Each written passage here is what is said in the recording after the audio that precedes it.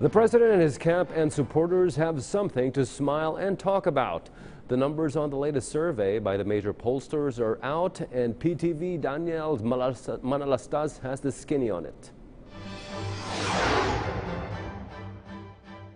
Malacanang has gladly welcomed the latest result of social weather stations, citing that the majority of Filipinos is satisfied with President Rodrigo Duterte's performance. According to the latest survey, the president got a very good that satisfaction rating of positive 66 this March, higher than last December's positive 60. 78% of Filipinos are satisfied, while 8% of the survey say that they are undecided, and 13% claimed discontentment. The said survey was conducted from March 28 to March 31 among 1,440 respondents. If you notice, the more he's maligned, the more he gets a higher rating.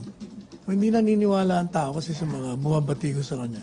Nakikita nila yung paglilingkod ng presidente, matapat, masipag, walang sinisino. Nakapokus lang siya sa kanyang goal.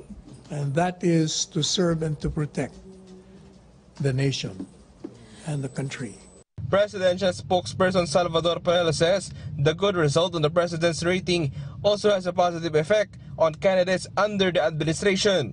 The latest survey of the Pulse Asia showed administration best dominate the senatorial run, including candidates from the hugpong ng pagbabago: Cynthia Villar, Christopher Bongo, Sani Angara, Pia Cayetano, Bato de la Rosa, Bong Revilla, Amy Marcos, Francis Tolentino, Jinggoy Estrada, and Coco Pimentel, while some opposition senatorials slipped up, particularly former Interior Secretary Mar Rojas, who was placed between 11 to 17 in the survey, while other members of Ocho Derecho did not even make it to the top 20, except for Senator Bam Aquino, who made it to number 13. Most likely, since kung naniniwala sila kay Presidente, yung ini-endorse niya, yun din ang pinaniniwalaan ng mga botante.